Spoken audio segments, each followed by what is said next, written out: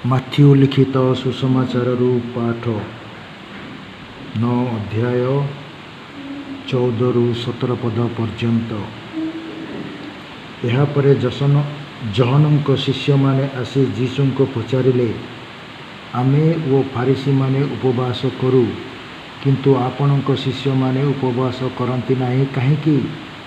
ଯୀଶୁ ସେମାନଙ୍କୁ କହିଲେ, ବର ସଙ୍ଗରେ ଥିବା ପର୍ଯ୍ୟନ୍ତ ବରଯାତ୍ରୀମାନେ କ'ଣ ଶୋକ କରିପାରନ୍ତି? ଅବଶ୍ୟ ସମୟ ଆସିବ ଯେତେବେଳେ ବର ସେମାନଙ୍କ ନିକଟରୁ ନିଆଯିବେ, ସେତେବେଳେ ସେମାନେ ଉପବାସ କରିବେ।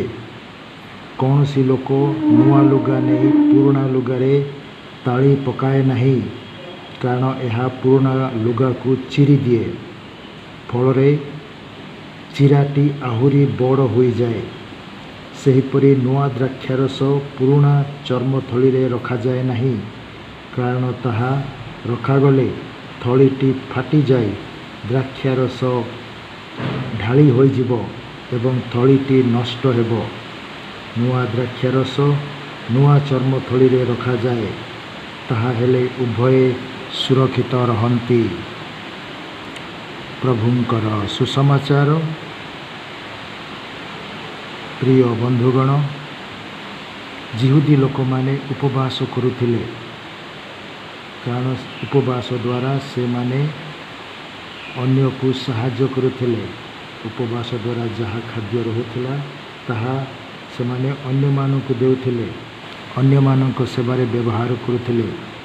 ଆଉ ଉପବାସ କରିବା ଦ୍ୱାରା ମଧ୍ୟ ସେମାନେ ପ୍ରଭୁଙ୍କ ଠାରୁ ଅନୁଗ୍ରହ ପାଉଥିଲେ, ଶକ୍ତି ପାଉଥିଲେ, ଯେଉଁ ଶକ୍ତି ଦ୍ୱାରା ସେମାନେ ଭୂତ ପ୍ରେତମାନଙ୍କୁ ବିତାଡ଼ନ କରିପାରିବେ। ସେଥିପାଇଁ ଯିହୁଦୀମାନେ ଉପବାସ କରୁଥିଲେ। ଜହନଙ୍କର ଶିଷ୍ୟମାନେ ଉପବାସ କରୁଥିଲେ, କିନ୍ତୁ ଯୀଶୁଙ୍କର ଶିଷ୍ୟମାନେ ଉପବାସ କରୁନଥିଲେ।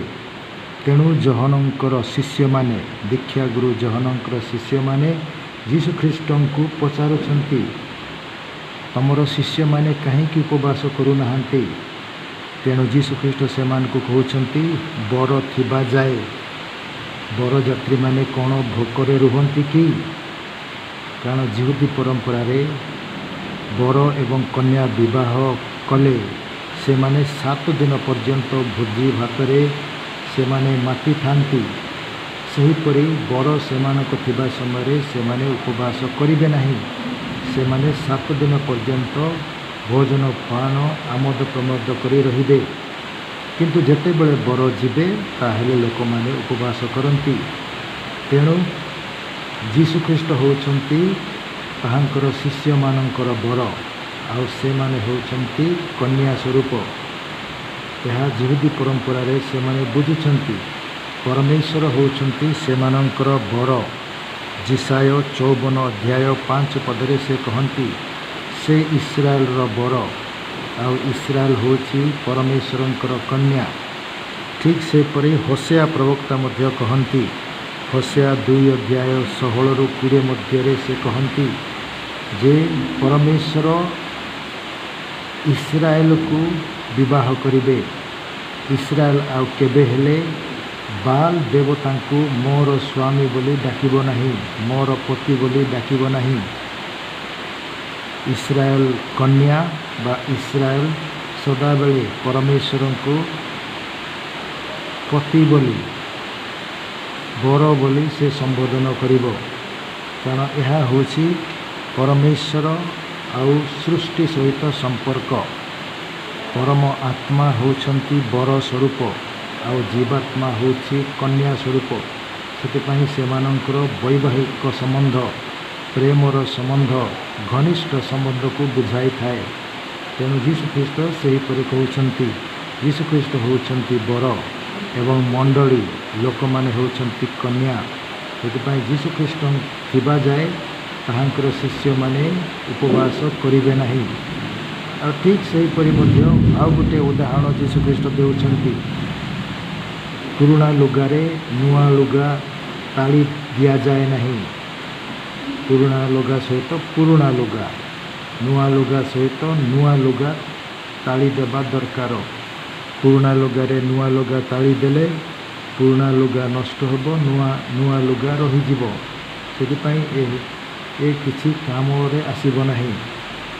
ଆଉ ଗୋଟେ ଉଦାହରଣ ସେ ଦେଉଛନ୍ତି, ନୂଆ ଦ୍ରାକ୍ଷାରସ ଆଉ ପୁରୁଣା ଚର୍ମଥଳି।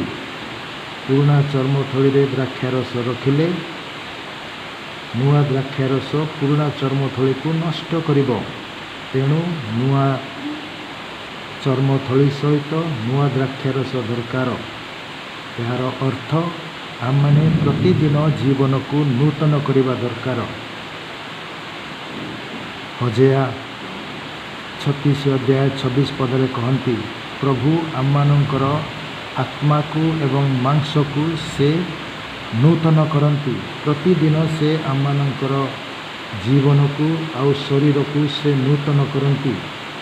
ସେହିପରି ଭାବରେ ହିଁ ସେ ଆମମାନଙ୍କୁ ପ୍ରତିଦିନ ନୂତନ ଜୀବନ ଦେଇଥାନ୍ତି, ନୂତନ ରକ୍ତ ଦେଇଥାନ୍ତି, ନୂତନ ଆତ୍ମା ଦେଇଥାନ୍ତି। ଇଏ ହେଉଛି ବୈଜ୍ଞାନିକ ସତ୍ୟ।